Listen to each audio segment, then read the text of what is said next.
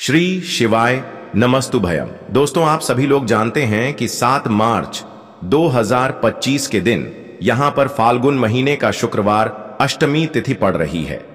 दोस्तों, यह जो शुक्रवार अष्टमी तिथि है, फाल्गुन महीने में पड़ने वाला सबसे बड़ा अष्टमी तिथि है, क्योंकि यह फाल्गुन महीने में पड़ रहा है, जिसका बहुत ही बड़ा और विशेष महत्व होता है। और ऐसा दिन पूरे साल में सिर्फ एक ही बार आता है। और दोस्तों, आप सभी लोग जानते हो कि फाल्गुन शुक्रवार अष्टमी तिथि का अगर सबसे बड़ा कोई उपाय है, वह 7 चने की दाल वाला उपाय है। तो दोस्तों, इस फाल्गुन माह के शुक्रवार अष्टमी तिथि के दिन आप लोगों को इस 7 चने की दाल वाला उपाय को जरूर करना है। बहुत सारे लोग होंगे जिन लोगों ने इस उपाय को ना किया हो, मतलब पूरा साल निकल गया और उन्होंने किसी भी दिन इस 7 चने की दाल वाला उपाय को ना किया हो।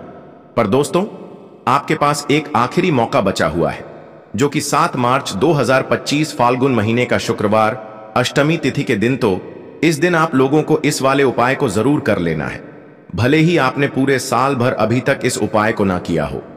पर अगर आपने इस फाल्गुन महीने के शुक्रवार अष्टमी तिथि के दिन अगर इस वाले उपाय को कर लिया, तो आपको इस उपाय को करने का वह फल मिलेगा जिसकी आपने कभी भी कल्पना भी नहीं करी होगी। इसीलिए आप लोग इस वाले उपाय को एक बार जरूर कर लेना, ताकि आप लोगों के हाथ से यह मौका ना जा सके और आपको इस उपाय को करने का फल मिल सके। दोस्तों, यह उपाय पंडित जी ने अपनी अभी की ही शिव महापुराण की कथा में बताया है, जिस उपाय को आज हम आपको बहुत अच्छे से समझाने वाले हैं। इस वीडियो को देखने के बाद इस उपाय को समझने के लिए आपको कोई और वीडियो को देखने की जरूरत नहीं पड़ेगी। तो चलिए दोस्तों, उपाय को शुरू करते हैं। देखिए, यह फाल्गुन महीने के शुक्रवार अष्टमी तिथि के दिन यह इतना खास होता है, इतना महत्वपूर्ण होता है। देखा है, कभी कभी बड़े बड़े पूजा पाठ अनुष्ठान से जो मनोकामना पूर्ण नहीं होते, वह फाल्गुन महीने अष्टमी तिथि के दिन एक छोटे से उपाय करने से ही आपकी मनोकामना पूर्ण हो जाती है। और बहुत सारे लोगों ने इस उपाय को किया भी है और उनको इस उपाय को करने का फल भी जरूर मिला। अगर आप लोग भी इस उपाय को करना चाहते हैं, तो आप इस उपाय को पहले अच्छे से समझ लेना, सुन लेना, उसके बाद करना। आपको इस उपाय का फल जरूर मिलेगा। और इस उपाय को कर लेने से आपके घर में चाहे किसी भी प्रकार की दुख और समस्या क्यों ना चल रही हो, आपको उसका कारण भी नहीं पता है कि भाई यह समस्या किस कारण से चल रही है। उसका कुछ भी कारण हो सकता है, जैसे पी दोष हो सकता है या किसी भी तरह का मंगल दोष भी हो सकता है। तो इस दिन आप लोगों को 7 चने की दाल वाला उपाय कर लेना है। यह एक ऐसा उपाय है जिस उपाय को अगर किसी विशेष दिन पर किया जाए, तो भाई उस विशेष दिन का जो है वह तो हमें मिलता ही मिलता है। पर हमने उस दिन पर इस उपाय को किया है तो हमें उससे भी बड़ा फल मिलता है, और फल बहुत जल्दी मिलता है, क्योंकि आप इस उपाय को बहुत ही बड़े और विशेष दिन पर कर रहे हो। तो चलिए अब उपाय के बारे में बात करते हैं। लेकिन उससे पहले आप लोगों को यह जानना आवश्यक है कि आखिर यह उपाय किस समय करना है, किसको करना है और कैसे करना है। तो चलिए हम आगे आपको वीडियो में एक एक करके बता देते हैं। लेकिन उससे पहले अगर आप लोग हमारे चैनल पर नए हैं, तो हमारे चैनल को सब्सक्राइब कर लेना और इस वीडियो को लाइक करके कमेंट बॉक्स में श्री शिवाय नमस्तुभयम ओम नमः शिवाय जरूर टाइप कर देना। तो दोस्तों, इस 7 चने की एल वाला उपाय को हमें इस फाल्गुन शुक्रवार अष्टमी तिथि के दिन कैसे करना है, किसको करना है, किस समय करना है और कहां पर करना है, ये सारे सवालों के जवाब आपको इस वीडियो में मिल जाएंगे। और जो यह वीडियो देखेगा भाई, उसको 7 चने की दाल वाला उपाय जरूर करना चाहिए, क्योंकि इस दिन 7 चने की दाल का भी बहुत ही बड़ा और विशेष महत्व होता है। और जब बात आ जाए 7 चने की दाल की, तो यह सोने पर सुहागा वाली बात हो जाती है और यह एक बहुत ही बड़ा उपाय हो जाता है इस फाल्गुन शुक्रवार अष्टमी तिथि का। तो अब दोस्तों, इस 7 चने की दाल वाला उपाय को आखिर करना किसको है, सबसे पहले हम लोग वह बात जान लेते हैं। तो देखो, घर की जो बड़ी माताएं बहनें होती हैं, उन माताओं बहनों में से कोई भी एक बड़ी माता बहन इस वाले उपाय को कर सकती है। और दोस्तों, अगर आप चाहे तो अपने घर में से सभी सदस्यों को भी इस उपाय को करवा सकते हैं। अगर किसी व्यक्ति की खुद की कोई मनोकामना है, खुद की कोई दुख और परेशानी है जो कि वह अपने लिए ही करना चाहता है इस वाले उपाय को, तो वह खुद अपने लिए भी कर सकता है। बाकी अगर कोई घर में से ऐसा है जो कि अपने पूरे घर परिवार की सुख और शांति के लिए यह वाला उपाय करना चाहता है, तो भाई वह भी कर सकता है, उसमें भी कोई दिक्कत वाली बात नहीं है। कहने का मतलब यह है कि इस उपाय को हर एक सदस्य भी कर सकता है और पूरे घर परिवार के सदस्य के लिए घर की बड़ी माताओं बहनों में से कोई एक माँ माता बहन भी कर सकती है। माताएं बहनें अगर घर में उपस्थित ना हो या वह यह वाला उपाय ना कर पा रही हो तो फिर घर का कोई बड़ा सदस्य भी इस 7 चने की दाल वाला उपाय को कर सकता है, चाहे फिर वह पुरुष ही क्यों ना हो, उसमें कोई भी दिक्कत वाली बात नहीं है। 7 चने की दाल वाला उपाय को आखिर इस उपाय को हमें किस समय करना है, सुबह के समय करना है कि शाम के समय करना है? तो देखो, इस वाले उपाय को आप लोग सुबह के समय भी कर सकते हो और शाम के समय प्रदोष काल में भी कर सकते हो। अब अगर आप पूछो कि भाई सबसे उत्तम समय कौन सा रहेगा इस 7 चने की दाल वाला उपाय को करने का, तो हम आपसे बस यही कहेंगे कि इस उपाय को आप सुबह के समय करेंगे तो ज्यादा बेहतर होगा। बाकी अगर प्रदोष काल शाम के समय भी करेंगे तो भी अच्छा होगा, उसमें कोई भी दिक्कत वाली बात नहीं है। तो अब दोस्तों, जो अगली सबसे बड़ी और महत्वपूर्ण बात आती है वह यह आती है कि सुबह अगर हम उपाय को करेंगे तो हमें कितने बजे से लेकर कितने बजे तक के बीच में करना है, और शाम के समय प्रदोष काल में करेंगे तो हमें कितने बजे से लेकर कितने बजे के बीच में करना है। तो देखो, सुबह जितनी जल्दी हो सके आप उपाय को करने की कोशिश करना। बाकी अगर किसी कारणवश लेट भी हो जाओ, थोड़ी देर भी हो जाए, तो 10 या 12 बजे तक भी आप उपाय कर लेना, पर 12 बजे से ज्यादा देरी ना हो, ठीक है? इस बात का ध्यान रखना।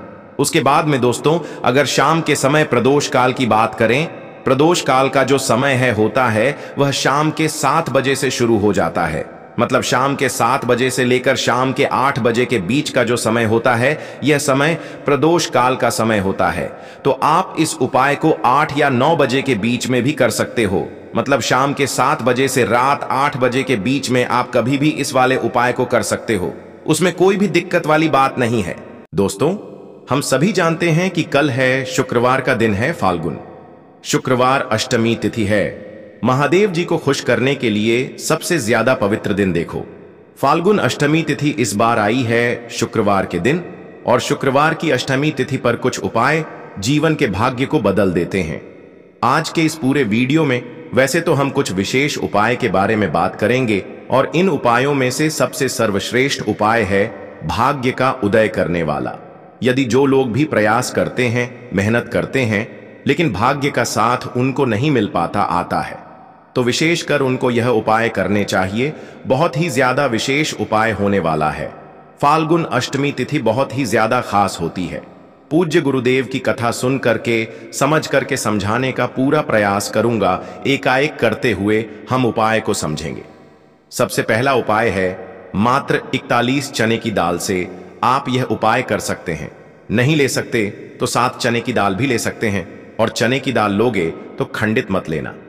टूटी हुई चने की दाल उपयोग में नहीं आती है, ठीक है? 7 चने की दाल या 1 त्यास लेते हो तो बहुत ही ज्यादा शुभ है चने की दाल। देखो, यह उपाय किन लोगों को करना चाहिए? जिन लोगों के जीवन में दुर्भाग्य बहुत ज्यादा है, जो लोग चाहते हैं कि उनका भाग्य का उदय हो, उनके जीवन में भी नया सवेरा आए, उनके जीवन में भी रोशनी आए, उनके जीवन के हर कार्य सिद्ध हो जाए, तो उन लोगों को यह उपाय करना चाहिए। चने की दाल आपने ले ली, अब आपको साथ में लेना है एक स्टील का पात्र। कोई भी कटोरी लेना चाहो कटोरी ले लो, जिसके अंदर 2 चम्मच कच्चा दूध और शुद्ध जल मिलाना, ठीक है? और आपको साथ में लेना है, मैं तांबे के पात्र के अंदर चल, ठीक है? ये तीनों मात्र 3 सामग्री लेकर के आज के दिन यानी कि फाल्गुन अष्टमी तिथि के दिन आपको जाना है। भगवान शिव के मंदिर में देखो, शुक्रवार हुई अष्टमी तिथि के दिन पड़ता है तो बहुत शुभ होता है। तब भी हम चने की दाल के उपाय करते हैं। क्यों? क्योंकि चने की दाल का जो रंग होता है वह स्वर्ण होता है, और स्वर्ण जो होता है यानी कि एक तेज का प्रतीक माना जाता है, और तेज हमारे जीवन में आता है तो हमारे कार्य सिद्ध होते जाते हैं। अगर जीवन में उदासी होगी तो कुछ भी कार्य, आप कितना भी कार्य कर लें, आपका कुछ भी नहीं हो सकता। लेकिन अगर जीवन में तेज होगा, जीवन में ऊर्जा होगी, तो वह कार्य अपने आप ही परिपूर्ण होते जाएगा, अपने आप ही सिद्ध होते जाएगा। शुक्रवार अष्टमी तिथि के दिन पड़ता है तब हम चने की दाल का उपयोग करते हैं। प्रदोष की तिथि शुक्रवार के दिन पड़ती है, तब हम चने की दाल का उपयोग करते हैं। और उसी प्रकार से यह शुभ तिथि जो कि महीने में एक बार आती है वह शुक्रवार, और यह अष्टमी तिथि के दिन है। इसीलिए हम आज यह उपाय करेंगे। देखो करना क्या है। चने की दाल, देखो आप क्या करोगे। सबसे पहले जो कच्चा दूध लेकर के आए हो उसके अंदर एक एक चने की दाल आपको डालना है। बृहस्पति शवर महादेव का स्मरण करते हुए बृहस्पति देव को मजबूत करते हैं। बृहस्पति देव जो होते हैं वह भाग्य का साथ देने वाले होते हैं, जीवन से दुर्भाग्य को दूर करने वाले, जिनकी किस्मत नहीं चभकती ना, उनको गुरु ग्रह को मजबूत करना होता है। और गुरु ग्रह भगवान शिव की पूजा में रहते हैं, यानी कि शिवलिंग के आसपास रहते हैं शिव जी की पूजा के लिए। देखिए, एक चने की दाल आपको कच्चे दूध वाले पात्र में आपको डाल देनी है, आगे आपको बाद में। अब यह कच्चा दूध जिसके अंदर आपने चने की दाल डाली हुई है, यह आपको भगवान शिव के शिवलिंग पर श्री शिवाय नमस्तुभयम का जाप करते हुए आपके जीवन के दुर्भाग्य दूर हो, जीवन में सौभाग्य की प्राप्ति हो, ऐसी कामना करते हुए आपको पूरा कच्चा दूध आपको अर्पित कर देना है। कच्चे दूध वाले पात्र में अगर चने की दाल रह जाती है तो वह हाथ से निकल करके भगवान शिव के शिव अंग पर आप अर्पित कर सकते हैं। ठीक है, अर्पित कर लिया। अब आपको क्या करना है, जो भगवान शिव के शिवलिंग पर आपने चने की दाल अर्पित करी है, वह उस चने की दाल पर देखो, उस चने की दाल पर आपको आपका सीधा हाथ रखना है और आपकी जो भी विशेष कामना है, जो भी मनोकामना है भाग्य से जुड़ी हुई, लेकिन आपको प्रार्थना करनी है कि जीवन के दुर्भाग्य दूर हो और जीवन में जो भी आपकी इच्छा है वह आपको बोल देनी है। यह कामना करने के बाद हाथ हटाना और उसका जो के पात्र के अंदर जो जल है वह जल भगवान शिव के शिवलिंग पर आपको श्री शिवाय नमस्तुभयम का जाप करते हुए आपको अर्पित कर देना है। वैसे तो शुक्रवार अष्टमी तिथि का महत्व होता है रात्रि में, यानी कि सूर्यास्त के बाद, क्योंकि शुक्रवार अष्टमी तिथि यानी कि रात्रि में ही, जैसे रात्रि का महत्व रात्रि में होता है उसी प्रकार से अष्टमी तिथि का महत्व भी रात्रि में होता है। लेकिन अगर फिर भी अगर आप रात्रि में नहीं कर पाते या आपके घर के आसपास करने नहीं देते मंदिर में, तो फिर आप यह उपाय दिन में भी कर सकते हैं। तो यह हो गया पहला उपाय। अब हम बात करते हैं दूसरे विशेष उपाय की। देखिए क्या करना है, मात्र आपको काली मिर्च लेना है। एक साबुत काली मिर्च के साथ 7 काले तिल के दाने और साथ में लेना है तांबे के पात्र के अंदर जल। कैसी भी विपदा हो, कैसी भी परेशानी हो, कैसी भी संकट हो, काली मिर्च के उपाय सावन शिवरात्रि पर आपको करने चाहिए। देखो वैसे तो आपको क्या करना है, यह तीनों सामग्री लेकर के भगवान शिव के मंदिर में जाना है। सीधा हाथ रखना, सीधे हाथ के ऊपर काली मिर्ची रखना और इसी सीधे हाथ पर आपको काले तिल रखना है। ठीक है, अब आपको क्या करना है, जीवन में आ रही परेशानी कष्ट बाधा को दूर करने के लिए, आपके जीवन की समस्त परेशानियों को दूर करने के लिए, आपके जीवन के समस्त संकटों को दूर करने के लिए आपको प्रार्थना करते हुए महादेव के ऊपर, शिव जी के ऊपर आपको सीधे हाथ से आपको काली मिर्ची और 7 काले तिल के दाने आपको महादेव के शिवलिंग पर अर्पित कर देना है। इस प्रकार से अर्पित करोगे तो जीवन की सारी बाधा कष्ट परेशानी संकट जो है वह सब दूर होते हैं। यह अर्पित कर दिया। उसके बाद जो तांबे के पात्र के अंदर जल है वह जल भगवान शिव के शिवलिंग पर श्री शिवाय नमस्तुभ्यम के कष्ट बाधा, जो भी कष्ट आ रहा हो, कोई काम आपका अटक रहा हो, कोई काम आपका रुका हुआ हो, तो वह काम परिपूर्ण हो जाए, ऐसी कामना करते हुए आपको यह जल अर्पित करना है। यह हो गया दूसरा उपाय। अब हम बात करते हैं तीसरे विशेष उपाय की। बहुत ही प्यारा सा, यह भी मनोकामना पूर्ति का विशेष उपाय है, माता सुंदरी वाला विशेष उपाय है।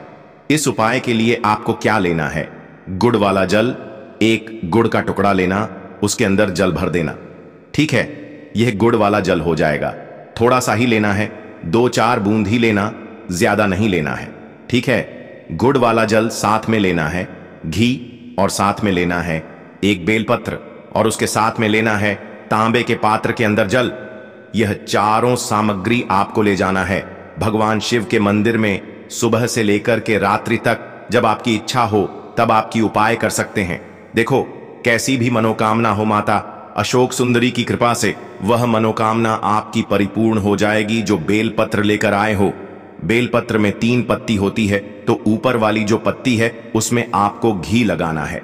अब ऊपर वाली पत्ती में घी कैसे लगाओगे? आपके सीधे हाथ की सीधी उंगली के पास वाली जो उंगली है, जिसे हम कहते हैं तर्जनी उंगली, तर्जनी उंगली में घी लेना और ऊपर वाली पट्टी में आपको घी लगा लेना है। आ गई इतनी बात समझ में? ठीक है। अब जो गुड़ वाला जल लेकर आए हो, गुड़ वाला जल भी ले सकते हो या लाल चंदन भी ले सकते हो, जो आपके पास अवेलेबल हो वह आप ले सकते हो। लेकिन लाल चंदन लेते हो तो सर्वोत्तम होता है। लाल चंदन लेना आप आपकी चिट्ठी के पास वाली उंगली, जिसे तर्जनी उंगली कहते हैं, तर्जनी उंगली से ही आपको नीचे की दोनों पट्टियां पर चिकनी वाली साइड पर ही आपको लाल चंदन आपको लगा लेना है या गुड़ वाला जल आपको लगा लेना है। अब यह जो बेलपत्र है इसे उठाना और माता अशोक सुंदरी वाला जो स्थान है वहां पर इसे अर्पित करना। आपकी जो भी मनोकामना है वह बोल करके। अब यहां पर देखो, माता अशोक सुंदरी वाले स्थान पर बेलपत्र कैसे अर्पित करना है। डंडी का हिस्सा महादेव की तरफ होना चाहिए। इस उपाय में यही विशेषता है। देखो, डंडी का हिस्सा शिवजी तरफ होना चाहिए और पत्ती का हिस्सा जलाधारी की तरफ होना चाहिए। इस प्रकार से आपको बेलपत्र अर्पित करना है। और जो में तांबे के पात्र के अंदर जो जल लेकर क्या है, थोड़ा सा जल पत्नी पर, जो पति आपने बेलपत्र अर्पित करना माता वाले स्थान पर, उस पर थोड़ा सा जल अर्पित करना और बाकी शेष जल भगवान शिव के शिवलिंग पर अर्पित करना। जो भी विशेष मनोकामना होगी इस फाल्गुन महीने का शुक्रवार अष्टमी तिथि पर आपको महादेव से कह देना है। निश्चित तौर पर आपकी मनोकामना परिपूर्ण होगी। तो दोस्तों, यह थे पूज्य गुरु जी द्वारा बताए गए कुछ बहुत ही खास उपाय। अगर आपको जानकारी अच्छी लगी हो तो वीडियो लाइक करिएगा। मिलते हैं फिर एक नए वीडियो के साथ। श्री शिवाय नमस्तु भयम।